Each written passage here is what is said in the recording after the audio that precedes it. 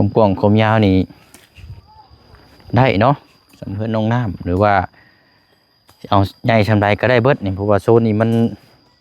ดึงมาพุ่นนี่ประมาณ10 กว่าเมตรพุ่นได้พี่น้อยเนาะมันชาววายชาวไปเนาะน้ำลายฮะน้ำลายเนี่ยอยากได้เฮือนน้ำได้กันอยากได้หมดแต่ว่าถ้าให้ทำนี่มันก็อยากได้งามด้วยเนาะงามแบบมันคงอยากได้งามเลย แต่ว่าเฮาวัดคือว่าเฮาแน่เนาะเฮาวัดเลือกบ่ได้พี่น้อยเนาะตามบุญวาสนาตามบุญวาสนาเฮาหั่นแหละเนาะ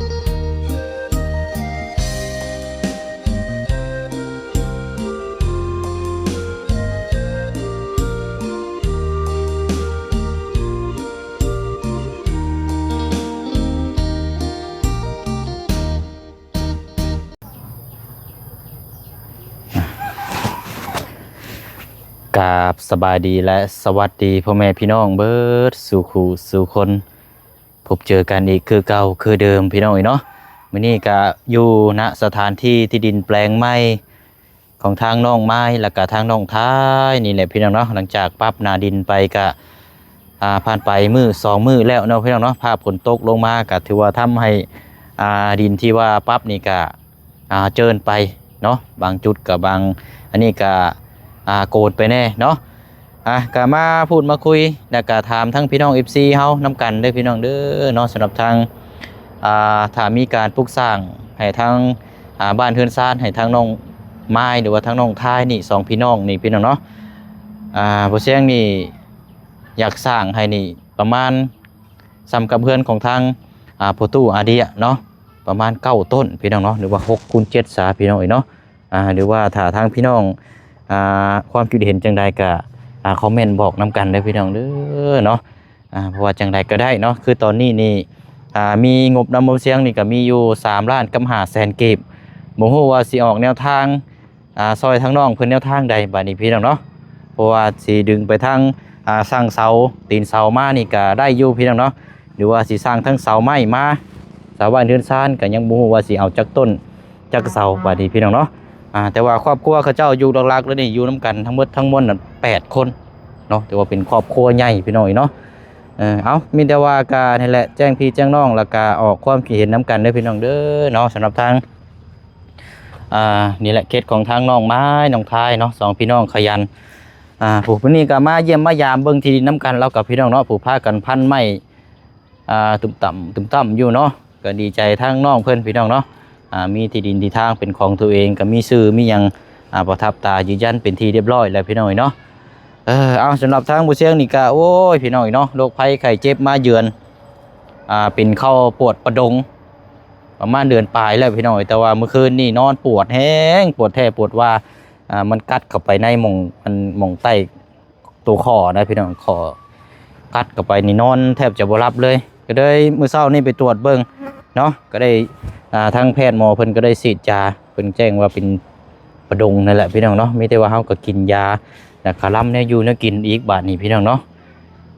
บวกเฮาว่าเป็นคนเดินทางขับเคลื่อนตลอดแน่เนาะร่างกายนี่แทบจะบ่ได้หยุดเลยพี่น้องเนาะบ่ได้แตกต่างห้องสีเข่าหรอกเนาะทางหมู่เสียงหรือว่าทางทีมงานนี่ไปตลอดเลยพี่น้องสั้นเนาะกันสิเว้ากันมันก็เลยปกติเลยพี่น้องเนาะเอาอะไรเนาะก็ขอบปุ๊บขอบใจขอบคุญขอบคุณพี่น้องFCทุกกำลังใจเนาะที่ทรงแห้งทรงใจมาให้ตลอดเนาะพี่น้องเนาะเอามาเบิ่งน้ำกันวันนี้สำหรับของทางน้องไม้พูดคุยน้ำกันเนาะอันนี้น่าจะเป็นลักอันนี้เนาะลักเลนลักเลนเขาเจ้าพังไม้บ่อันนี้เนาะ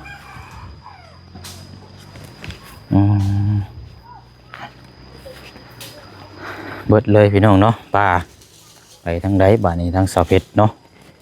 ที่ผ่านมาแล้วก่อนนี้แล้วพี่น้องเนาะห้องน้ำพอได้ปลดทุกเนาะนี่กับจะกินไปทางใดแล้วเราก็จำเป็นแล้วพี่น้องเนาะหมุนป้าไปพุ่นแล้วเนาะป้าอ้อยป้ามันไปพุ่นแล้วเอาเนาะเนื้อทางหลังจากปั๊บไปแล้วกับมาเบิ่งน้ำกันอีกทีนึงกับมาพี่น้องถามว่าปั๊บมีโอเคบ่เสียงบ่ประมาณ 90% เนาะบ่ถึงกับ100โอ้ดินยังเป็นโครงเคงอยู่พี่น้อยความกว้างความยาวนี่ได้เนาะส เพื่อนน้องน้ำหรือว่าเอาใหญ่ชำไรก็ได้เบิดนี่เพราะว่าโซนนี้มันดึงมาพุ่นนี่ประมาณ10 กว่าเมตรพุ่นได้พี่น้อยเนาะโอ้มันชาวปลายชาวเก่าพุ่นเนาะโอ้โหสองพี่น้องเนาะเนาะ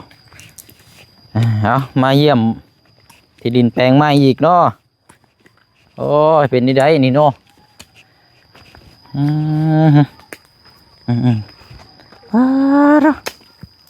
เอาเนาะเอาสบายดีทางน้องไม้สบายดีทางบ้านแล้วก็ทางน้องทายสบายดีสองพี่น้องเนาะเบิ่งแย่งกันได้ชุมเจ้าเด้อ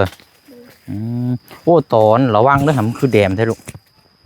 คือแดมแท้เนี่ยพันเนาะเป็นยังต้องเหยียบพอแห้งได้นี่เนาะเบิ่งเอาไปเสียงดิบไม้ก่อน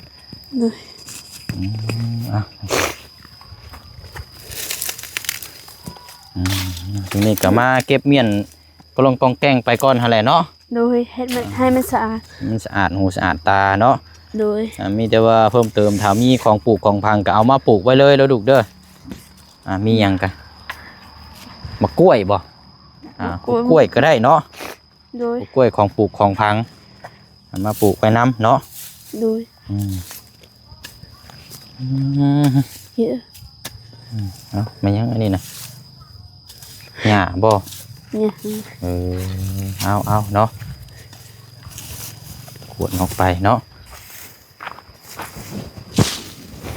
น้ำลายฮะน้ำลายเนี่ยหญ้าชำนี่คันบ่จำเป็นกระบ่เอาออกก็ได้ลูกได้อีดอกชำนี่นะใช้กันทางน้องน้ำเราบริอยู่เฮือนบ่อยู่เฮือนอยู่ทางเฮือนคุณบ่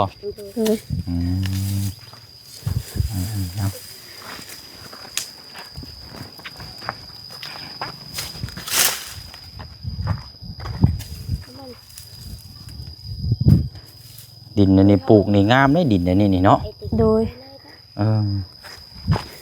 ห่อนเนาะเหือแตกเหือแตนห่อนแดดมาเบิ่งทางนี้ก่อนเนาะ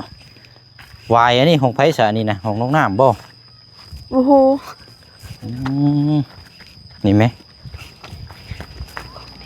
วายโกใหญ่ๆนี่คลองเจ้าคลอ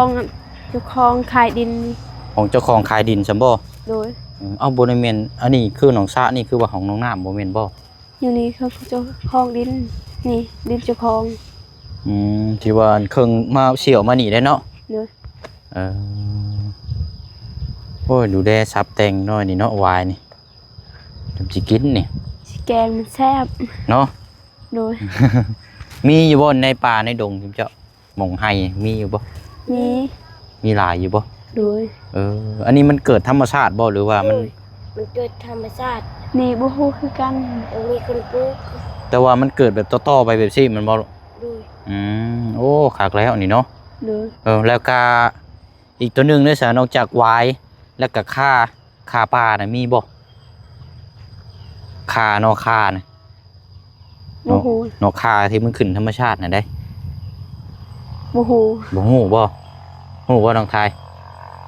ปลานอกค่าอันแบบคือเฮาตำใช้แจ่วที่ว่าอันนี้เด้ตำใช้ลาบปูลาบปลาเด้ค่าน้อยๆคิวๆเห็นมั้ยบ่ฮู้มีตัวอย่างเนาะอันนั้นก็ส่วนหลายนี่เกิดธรรมชาติแล้วนั่นก็เพราะว่าอยู่แถวทั้งนี่ทั้งบ้านกระตูบนี่แถวเขตเมืองนองนี่แถวภูนี่เขาจะเอามาขายนะป้ามีแต่ยอดงามๆเจียวบ่มีอยู่บ่คันมีนี่เอาตัวนั้นได้มาต้มแล้วมาลวกเลยมานึ่งกินแต่บ่มีเท่านั้นแหละสิแซ่บเนาะที่นี่กว้างควางเนาะปลูกนี่เนาะเห็ดคอกแบกคอกไก่คอกยังก็ได้สบายเด้ออยู่นี่เลี้ยงอยู่นี่เลี้ยงเป็ดเลี้ยงไก่นี่ลงกินน้ำอยู่นี่โดยเลี้ยงไก่เลี้ยงเป็ดอยู่นี่ถือว่าเหมาะสบายได้นี่คันจุ่มเจ้ามาอยู่นี่โอ้เป็ดอยู่ในน้ำเราเลี้ยงเป็ดเลี้ยงไก่มันมีน้ำมันอุดมสมบูรณ์เนี่ยมันไก่มันก็ง่ายนะโดยเนาะยังบ่ทันได้กินข้าวได้จุ่มเจ้าเนาะโดยยังบ่หิวข้าว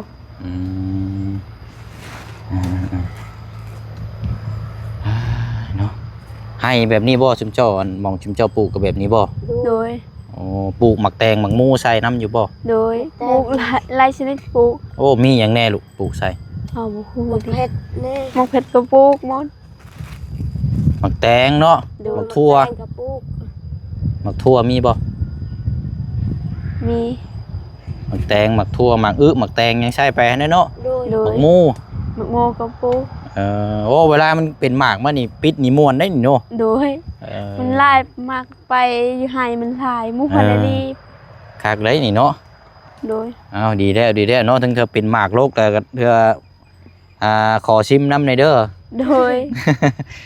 หมักมูให้นี่มันเป็นหมักมูธรรมชาติเด้เฮาบ่ได้ฉีดยาหรือว่าเฮาบ่ได้ปรุงแต่งหยัง โดย มันก็แซ่บเนาะมันหวานกินธรรมชาตินี่เนาะน้ำทะลักมานี่เนาะโกนหมดเลยเธอนี่ ทางน้ จับเขาเจ้าปั๊บก็บ่ค่อยโอเคปานใดแน่เนาะ โดย ก็บ่ค่อยเนียนปานใดพี่น้องยังเป็นโครงโคงเคงอยู่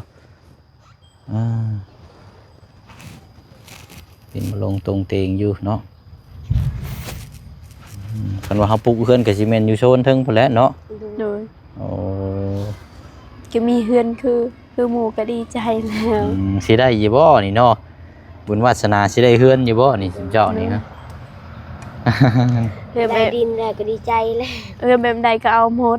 บ่ติ ขอให้มีอยู่แล้วก็เป็นของตัวเองเนาะลูกเนาะ โดยมีอยู่แล้วก็ดีแล้วมีเฮือนอยู่ เนาะ อยากได้เฮือนแบบใดก็อยากได้หมด แต่ว่าถ้าให้ทำอยู่มันก็อยากได้งามด้วยเนาะ โดย อยากได้งามแบบมันคง อยากได้งามเลย แต่ว่าเฮาบัดคือว่าเฮาแน่เนาะ โดย เฮาบัดเลือกบ่ได้พี่น้อยเนาะ ตามบุญวาสนา แต่บุญวาสนาเฮาหั่นแหละเนาะ โดยอยากได้ก็งามหมด เฮือนคือเฮือนประตูนี่ก็งามเนาะอีก ดู ช่วงหนึ เพื่ ง อนน้องน้ำก็งาม เฮือนน้องน้ำนี่ก็อีกแนวหนึงเนาะแต่ว่าเฮือนชงแบบนี้มันก็เห็นหลายแล้วพี่น้องเฮือนน้องน้ำเฮือนน้องน้ำนี่โอ้ใหญ่เด้หลังใหญ่ ไงทั้งงาม ทั้งใหญ่ทั้งงามเนาะ โดย เดี๋ยวก็เปลืองอีกเปลืองเงินหลายอีกเอาแหละเนาะเดียวทางงบที่นำบ่เสียงนี่มีอยู่3 ล้านกับ5 แสนกีบนี่สิออกหาแนวทางเบิ่งอีกเด้อน้องเด้อ โดย นั่นว่าสิเอาเส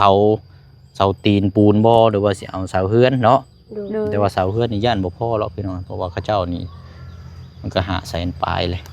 ย่านบ่พอหรอกย่านได้เอาเสาปูนนั่นแหละเบิ่งเนาะนั่นก็ทางบ่เชียงสิปรึกษากับทางผู้ใหญ่ว่าจำนวนนี้เพิ่นสิให้ซอยแบบใดเนาะ โดย โดย อยากได้อยู่เฮือนเนาะ อยากได้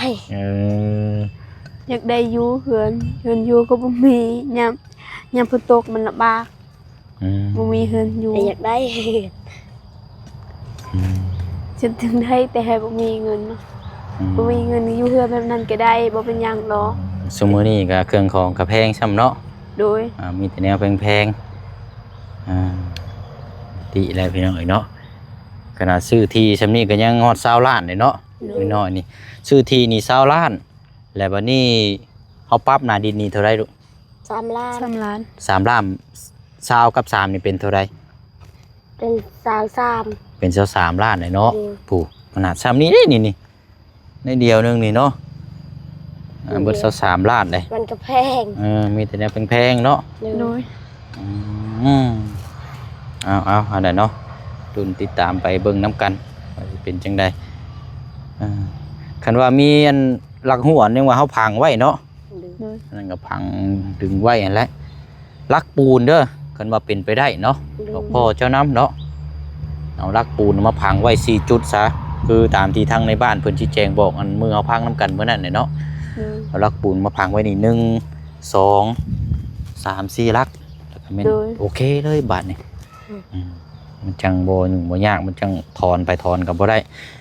คันว่าลักไม้แบบนี้จังเทื่อเด็กน้อยย่างมานี่ดึงออกไปนี่บ่ฮู้ได้บาดนี่เฮาต้องเฮ็ดให้ถาวรกว่านี้เนาะ โดย เอาเดี๋ยวเบิ่งก่อนซะคันว่านั่นบ่เชิงสิเข้าไปเบิ่งทาง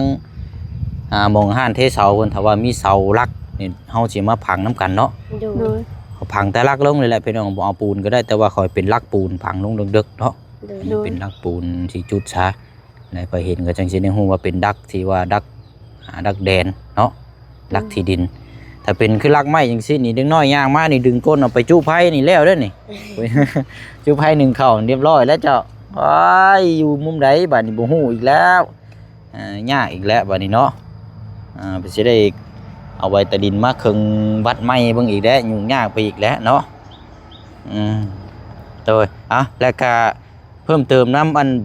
ใบซื้อขายเด้อลูกเด้อบ่เสียงก็ลืมบอกมื้อนั้นน่ะเก็บไว้ให้ดีเด้อ โดย อยู่น้ำพ่อเจ้าบ่ โดยอยู่นำพอเคยบ่เคย แม่นหั่นแหละเก็บ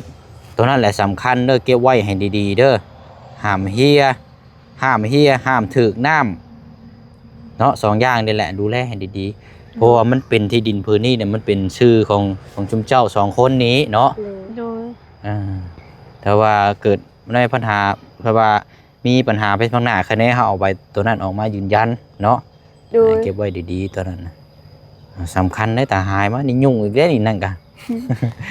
เล่อีกแล้ววันนี้เนาะดูได้ดีๆเด้อบอกพอจะเก็บไว้ดีๆเนาะ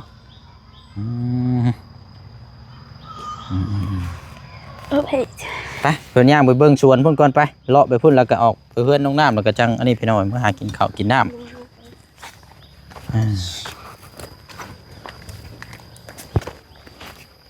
ต้มหน่อไม้เนาะ โดย แต่ ต้มให้ทาผลบ่าวกิน น้าบ่าวกินบ่ได้แซมได้ลูกบัดนี่มีเด้อนี่ปวดหัวเข่านี่เพิ่นบ่ให้กินคลำเลยแล้วบัดนี้บ่ได้กินซับ มึงงามไม่รีเขานองน้ เนาะ ำโดย แบบนี้บ่ของจุมเจ้ากะ โดย งามซำนี้อยู่บ่ งามสันที เออ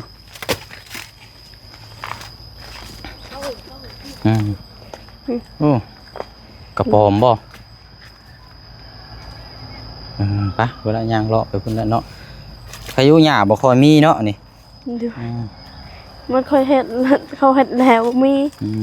แต่สุดให้ค่อยมีแต่ คือบอนมีหมักมุกหมักแตงแท้นี่เราบ่ได้ปลูกใส่บ่ มะปลูกมันตายแล้ว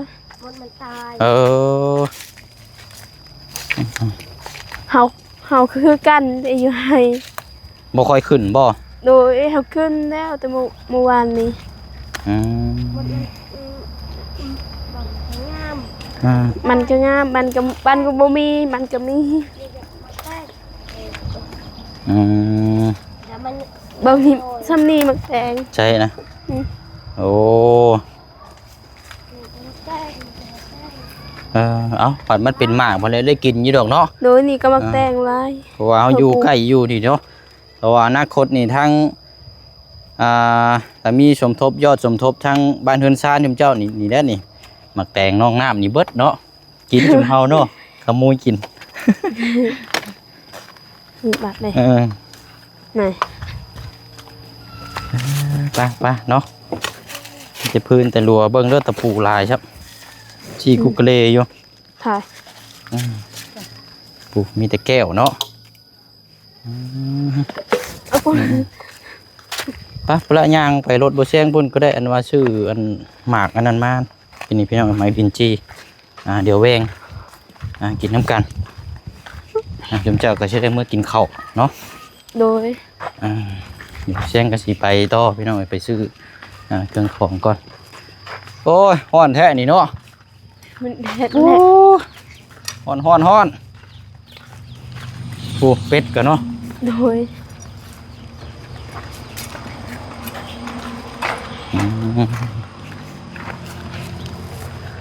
น้ำมันนี่บ่ได้ซ่อมเลยอันนี้เนาะ โดย มันซ่อมแซมนี่ได้ใช้ย้อนอยู่ได้นี่ก็ โดย เป็นท่อเป็นหยัง มันยากชม เอาเข้าหบนี่ก่อนเอาเข้าหบนี่ก่อนเดี๋ยวเอาไปเชื่อเอาหมากนี่ให้ก่อนเอาพี่น้อยเอาลูกใจ หมากย่างอันนี้บนห้องนี่นะ โอ้โห เอา เล่นต้นจี เมนหมากดินจี้บ่โมเมนหมากแง่วบ่ โมโห โมเมนหมากแง่วบ่หมากย่างซะ เฮาบ่ฮู้ เอาลองกินเบิ่งเจ้าฮะเอาลูกเอาจับเอาน้องทายย่านเบื่อไปจังเจ้าเคยกินอยู่หรอวะเนาะเคยกินอยู่ลองกินเบิ่ง จ้าไทย ลองกินเบิ่ง นี่ เบิ่งก่อนฮ้อนแท้นี่เนาะ